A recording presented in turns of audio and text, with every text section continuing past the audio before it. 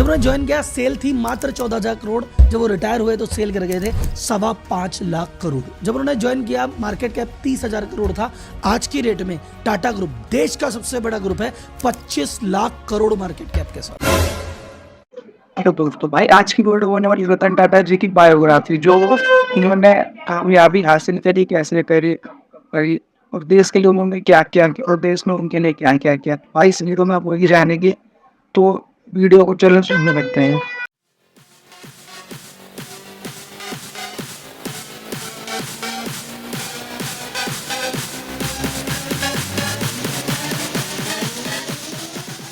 Mister Ratan Tata एक नाम जो भारत की आन बान शान और बिजनेस का भगवान है। बाकी बिजनेसमैन ने बिजनेस किया ये देख के कि कौन सा सेक्टर अच्छा, कौन सा प्रोडक्ट अच्छा, किसमें साल पैसा बनेगा। रतन टाटा जी ने बिजनेस किया ये सोच के ऐसा क्या काम जिसकी देश को जरूरत है, कौन सा प्रोडक्ट देश का है। बाकी बिजनेसमैन अपना बैंक बैलेंस और नेटवर्थ बढ़ाने की रेस में रहे और रतन टाटा जी रहे भारत का मान सम्मान बढ़ाने की रेस में। आज की पीएचडी रतन टाटा जी को समर्पित है, जो कि उन्होंने भारत के बिजनेस जगत में और समाज में किया। रतन टाटा जी ग्रुप के चेयरमैन बने 1991 में। तब टाटा ग्रुप के पास टोटल 95 कंपनियां थी और हर कंपनी अलग अलग सेक्टर में काम कर रही थी। इनमें कोई एकता नहीं थी, सब अपनी अपनी धुन में चल रहे थे, कोई सेंट्रल अथॉरिटी नहीं थी और पूरा फोकस इंडियन मार्केट पे था, बाहर कोई ध्यान नहीं दे रहा था। ग्रुप का रेवेन्यू मात्र 14,000 करोड़ रुपए और मार्केट कैपिटलाइजेशन मात्र 30,000 करोड़ रुपए।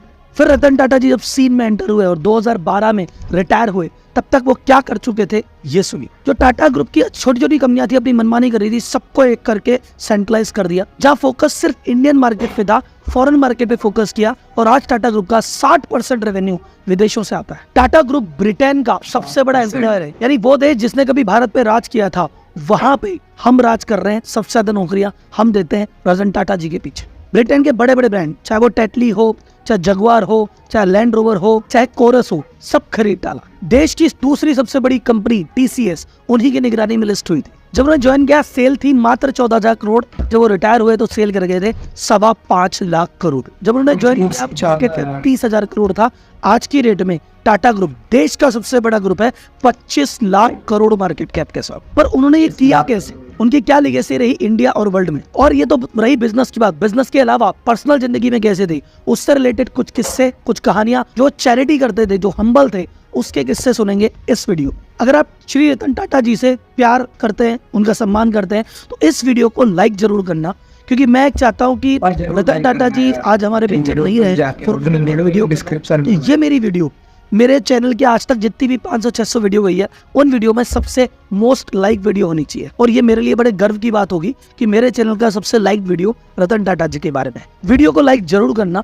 ये रतन टाटा जी के एक फैन की बाकी फैन से हाथ जोड़ के रिक्वेस्ट। रतन टाटा जी के पूरे जीवन की महत्वपूर्ण घटनाओं को एक बार देखते हैं, तो जनता जनार्दन की जय बोलते हुए करते हैं भारत के सबसे महान व्यक्तित्व के जीवनी की शुरुआत की कौन कौन से इंपॉर्टेंट पल में क्या क्या चीजें हुई।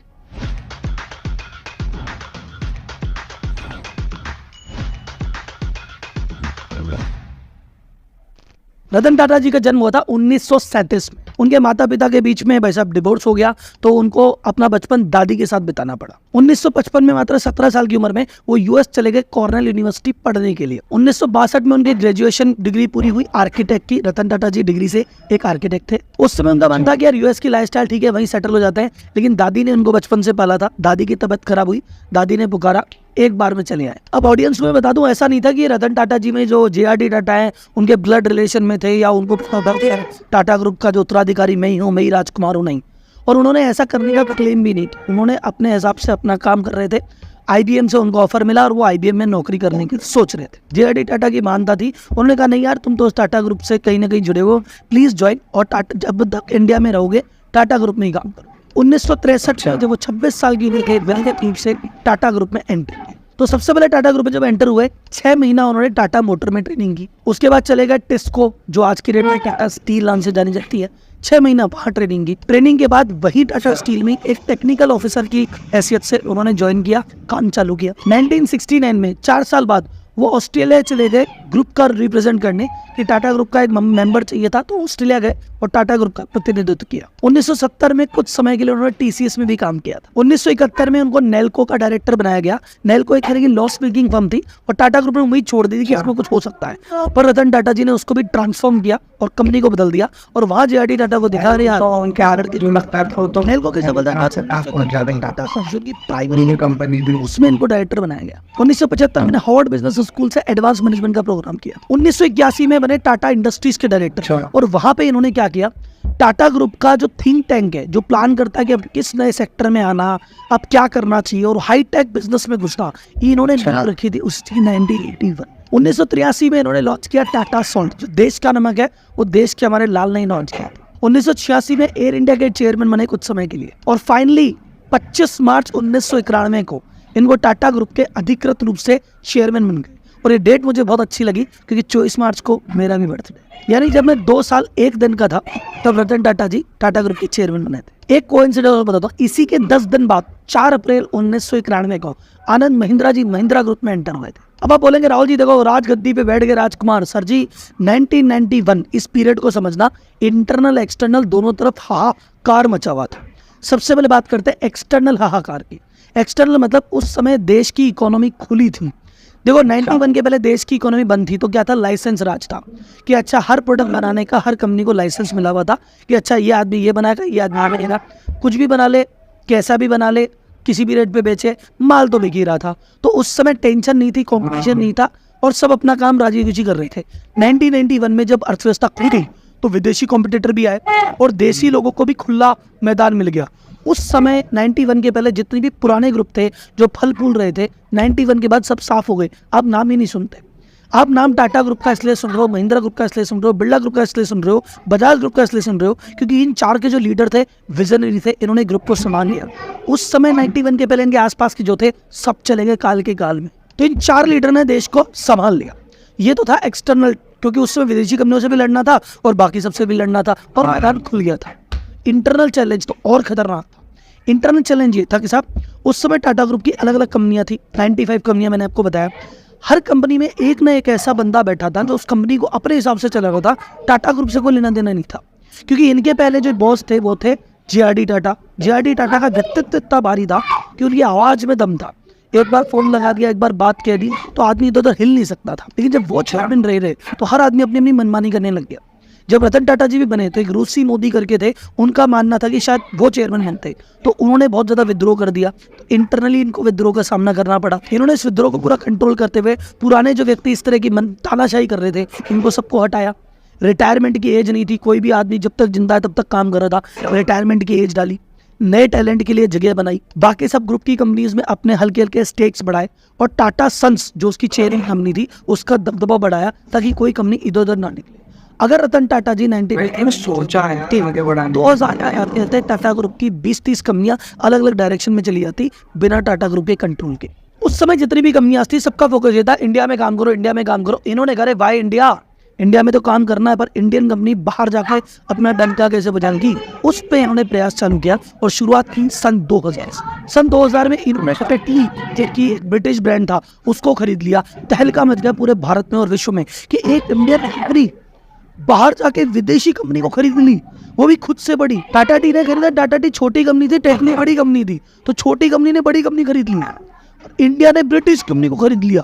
तो भाई साहब एक तो बाजार में हल्ला मच गया कि ये क्या हो भाई, और इनको देख के बाकी बिजनेस में कॉन्फिडेंस आया कि यस हम भी बाहर जा सकते हैं, हम भी बाहर अपना बिजनेस फैला सकते हैं, हम भी एक्सपोर्ट कर सकते हैं, हम भी ब्रांड खरीद सकते हैं। तो ये जो शुरुआत है ना इंडियन कंपनी की डोमिनेंस की, फियरलेस होने की, लीडर होने की, ये रतन टाटा जी की देन। उसी साल सन 2000 में इनको मिला पद्म भूषण जो कि भारत का तीसरा सबसे बड़ा सम्मान है। 2004 में ये लेके आया टीसीएस का आईपीओ। टीसीएस में आया था 1970 में इन्होंने काम किया था, इनको पता तो था कंपनी क्या है उसका। उस समय इन्होंने आईपीओ किया। आज की डेट में टीसीएस देश की दूसरी सबसे बड़ी कंपनी है।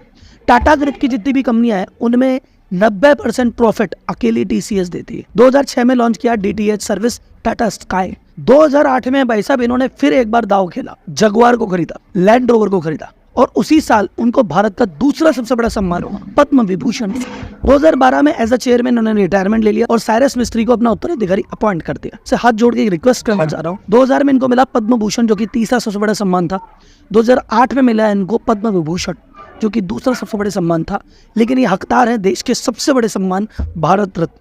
तो वैसे अभी खबरें आ रही है कि महाराष्ट्र सरकार ने थोड़ी प्रयास कर दिया है, प्रपोजल कर दिया है, सरकार पे कंटिन्यूस दबाव बनाना जरूरी है। तो मेरी आप जितने भी रतन टाटा जी के फैन प्रशंसक हैं, उनकी दिल से इज्जत करते हैं, उनसे रिक्वेस्ट है अपन ट्रेंड करते हैं हैशटैग भारत रत्न फॉर रतन टाटा। मैंने आपको हैशटैग दिखा दिया स्क्रीन पे, एडिटर साहब दिखा देना।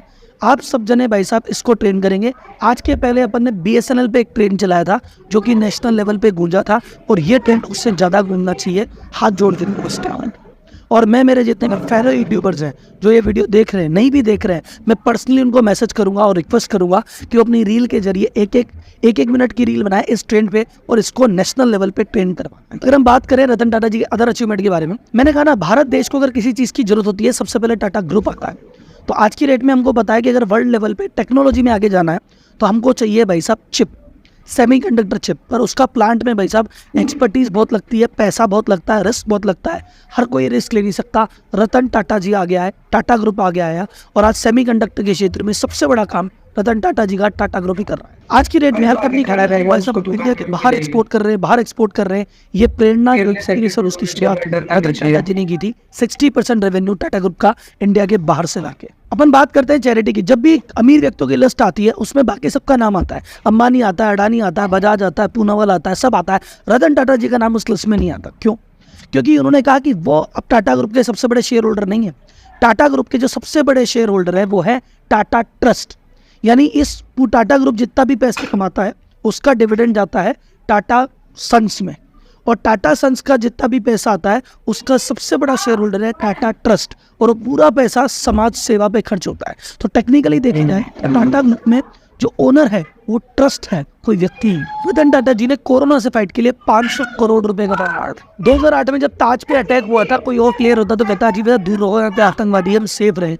रतन टाटा जी उस समय सड़क पे खड़े रहे थे जब तक आतंकवादी रहे थे और ऑपरेशन चल रहा था। रतन टाटा जी खुद वहाँ पे पूरी स्थिति को मॉनिटर कर रहे थे और वहाँ पे जो भी व्यक्ति जख्मी हुआ, जिसको भी ट्रॉमा हुआ, चाहे वो होटल का बंदा था या होटल के आसपास वाला या कोई भी एजेंट, सबके लिए आज तक भी वो सर्विसेज चला रहे हैं। उसके लिए अलग से ताज पब्लिक सर्विस ट्रस्ट बनाया है जो कि होटल और उसके आसपास की जो व्यक्ति हैं उनकी सेवा के लिए आज भी काम कर रहा है। अगर आपका घर हो 1000, 2000, 5000 करोड़ का या ऑफिस हो, इतने महंगे घर ऑफिस में अगर कोई आवारा कुत्ता जाए तो आप क्या करेंगे?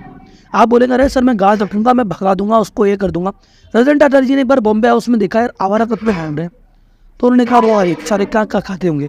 उन्होंने बॉम्बे हाउस में अलग से व्यवस्था कराई है कि जहाँ पे आवारा कुत्तों के लिए एक जगह बनाई है कि यहाँ पे आके वो रह सकते हैं, उनके खाने की व्यवस्था वो कर। कुछ लोग कहते हैं कि अजी साहब बिजनेस में अगर बड़ा बनना है तो भैया स्मोकिंग करनी पड़ती है, शराब पीनी पड़ती है, पार्टियों में जाना पड़ता है। देश का सबसे सम्मानीय व्यक्ति और देश के सबसे बड़े ग्रुप को बनाने वाला खुद कभी स्मोकिंग नहीं की, कभी ड्रिंकिंग नहीं की, वो सिंपल टी टोटलर थे। इनकी डॉग रिलेटेड एक स्टोरी और भी है। इनको जब ब्रिटेन की महारानी ने बुलाया कि तुम सर रतन टाटा जी की उपाधि देंगे, उस दिन पर्टिकुलर डे ये सम्मान होने वाला था, वह पहुंचे नहीं। पता बड़ा क्यों नहीं पहुंचे, क्या नहीं पहुंचे, की तबीयत खराब थी। इनका इसका ध्यान रखना जरूरी है, अवार्ड तो आते जाते रहते हैं। तो एक सिंपल डॉग की सेवा करने के लिए ब्रिटेन का अवार्ड ठुकरा दे, वो है रतन टाटा। रतन टाटा जी बिजनेस के भगवान है और वो मैं हमेशा कहता हूँ। और उसका एक प्रूफ और है, एक जो MCA सरकारी संस्था है, मिनिस्ट्री ऑफ कॉर्पोरेट अफेयर्स, जो इस पे प्लान करती है कि भैया जो कंपनीज है इनका काम वो देखती है, उसको डिजिटलाइज करने का प्रपोजल आया। तो प्रपोजल दिया गया TCS। तो TCS ने एक प्रपोजल दिया कि DIN नंबर इशू करेंगे, डायरेक्टर आइडेंटिफिकेशन नंबर। जो भी व्यक्ति प्राइवेट लिमिटेड में है उस सबके पास DIN है।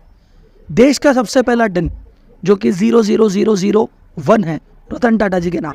अब किससे कहानी तो और भी है क्योंकि रतन टाटा जी का व्यक्तित्व ही इतना बड़ा था, लेकिन अभी इस वीडियो को अपन यही विराम देते हैं। तो रतन टाटा जी के प्रति आपका जो प्यार सम्मान था, जो भी आपने शब्दों पर रोके कहना चाहते हैं, कमेंट बॉक्स आपके लिए खुला है, वहाँ कीजिए। मैं कोशिश करूंगा हर कमेंट को पर्सनली पढूं और लाइक करूं। और वो हैशटैग चलाना मत भूलना, हैशटैग भारत रत्न फॉर रतन टाटा। मिलते हैं अगले वीडियो में, तब तक के लिए। तो भाई वीडियो देखकर आपको तो पता चलेगा कि रतन टाटा कितने महान व्यक्ति थे अपने देश के।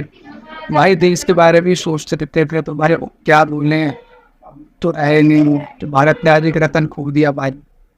तो भाई तो डिस्क्रिप्शन में इतने चैनल जस्ट चैनल को सब्सक्राइब करो, ऐसे ही दूर के लाते रहे।